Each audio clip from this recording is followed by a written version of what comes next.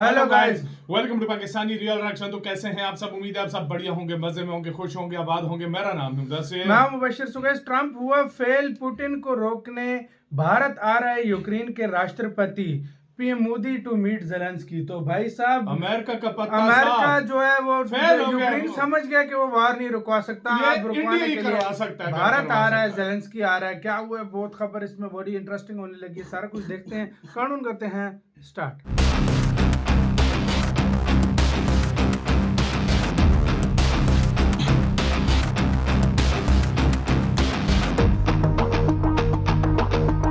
जब सबसे ताकतवर भी असफल हो जाए तो दुनिया किसी तीसरे रास्ते की तलाश करती है और आज पूरी दुनिया की नजरें उसी तीसरे रास्ते पर टिकी है और वो है भारत का रास्ता। दुनिया भर में खुद को सीज फायर का सरपंच बताकर घूम रहे अमेरिकी राष्ट्रपति डोनाल्ड ट्रंप को एक जोरदार झटका लगा है। जिस युद्ध को रोकने का दावा ट्रंप बार बार कर रहे हैं, रूस यूक्रेन युद्ध, उसे पुतिन ने उनकी एक भी शर्त मानकर रोकने से इनकार कर दिया है। लेकिन अब इस युद्ध में एक नया और बड़ा मोड़ आता दिखाई दे रहा है। यूक्रेन के राष्ट्रपति ज़ेलेंस्की भारत आ सकते हैं और वो भी सीधे प्रधानमंत्री मोदी से मिलने। इस खबर के सामने आते ही व्हाइट हाउस में सन्नाटा छा गया। वॉशिंगटन की रणनीति पर सवाल खड़े हो गए और पूरी दुनिया में हलचल तेज हो गई।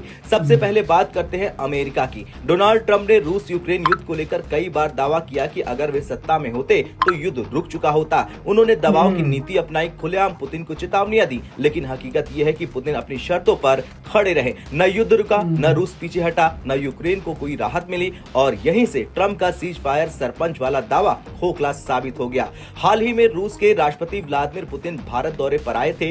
इस दौरे के दौरान पीएम मोदी ने कहा उसने पूरी दुनिया का ध्यान खींच लिया। पीएम मोदी ने साफ शब्दों में कहा, भारत यूक्रेन युद्ध पर न्यूट्रल नहीं है, भारत शांति के पक्ष में है। ये बयान बेहद अहम था क्योंकि ये न रूस के खिलाफ था, न यूक्रेन के पक्ष में, बल्कि शांति के पक्ष में था और यही संतुलन भारत को बाकी देशों से अलग बनाता है। पीएम मोदी के इस बयान पर पुतिन ने भी सकारात्मक प्रतिक्रिया दी। इसके बाद से ये माना जाने लगा कि भारत ही वो देश है जो दोनों पक्षों से बात कर सकता है और अब इस दिशा में एक और बड़ा संकेत सामने आ चुका है। यूक्रेन में भारत के राजदूत ने खुद यह खुलासा किया कि राष्ट्रपति ज़ेलेंस्की भारत आने वाले हैं। राजदूत के शब्दों पर ध्यान दीजिए, भारत एक उभरती हुई वैश्विक शक्ति है। मौजूदा हालात में न्यूट्रल रहना आसान नहीं है, लेकिन भारत के पास न सिर्फ ट्रेड बल्कि वैश्विक राजनीतिक एजेंडा तय करने की क्षमता है। यह बयान सीधे सीधे बताता है यूक्रेन को अब अमेरिका से ज्यादा उम्मीद भारत पर है। पूरी कहानी में सबसे अहम मोड़ तब आया जब ज़ेलेंस्की ने एक वीडियो जारी किया। इस वीडियो में ज़ेलेंस्की ने कहा, आने वाले दिनों में हमें बहुत ज्यादा सतर्क रहना होगा।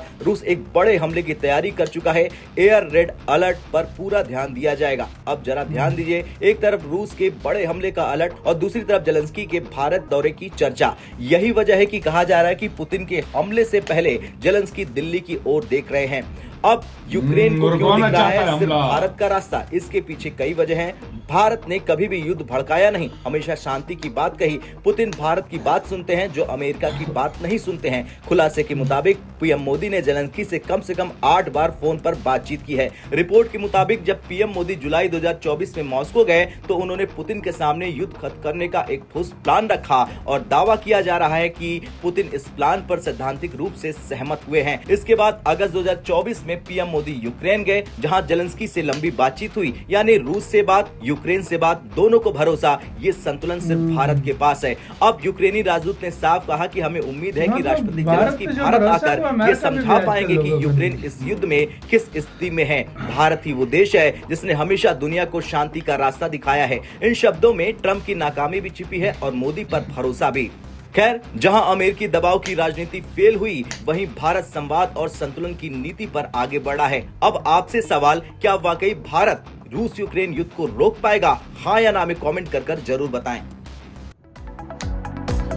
इसी के साथ यार वीडियो खत्म। तो ये था भारत चाहे ना, अगर ये अमेरिका बीच में पहले न पड़ता और ये सारा चक्कर ना होता ना, ये युद्ध अभी तक रुक चुका होता अगर ये भारत की मानता ज़ेलेंस्की भी उसको पैसों की लालच चाहिए थी, पैसा आ रहा था, दबा के हथियार वो यूरोप के साथ लगा हुआ था सब। अब बिल्कुल रशिया ने अंदर डालकर बिल्कुल ना हाथ खोल दिया ना, तो अब उसको अकल आई है। सही बात है, उसको अब अकल आई है कि भाई मुझे बचा सकता है इंडिया। अगर ये पहले काम करता, ये 2 साल पहले इंडिया ने युद्ध रुकवा देना था। ज़ेलेंस्की की वजह से हुआ और अमेरिका की वजह से हुआ है और यूरोप की वजह से हुआ, यूरोप की वजह से, इन्हीं की वजह से हुआ। सीधी सी बात है। अगर ये युद्ध रोकना चाहता नहीं, ये उसी टाइम युद्ध रोक सकता था। साल 6-5 महीनों के अंदर अंदर ये रोक 5 सकता महीनों था। के अंदर अंदर रुक जाता, अगर ये उस टाइम इंडिया की बात लेकिन मानते इनको तो। भाई समझ नहीं आई इनको ना, समझ लेट आई है। अब जब तो- अमेरिका, अब ट्रम्प ने भी आंखें दिखाई है ना जेलेंस्की को, अब अकल उसको आई है कि भारत भाई के पास मेहरबानी आ रहा है कर कि भाई लेगा। मेहरबानी करो, भारत हमारा जी, विरोध रखो। जी। भाई ये भारत शुरू से बोल रहा था, लेकिन इनको समझ नहीं आती। लेकिन भारत की बातें बाद में वही होता है जो भारत बोलता है। आपकी बिल्कुल। क्या राय है बताना, अपना बहुत ज्यादा ख्याल रखना।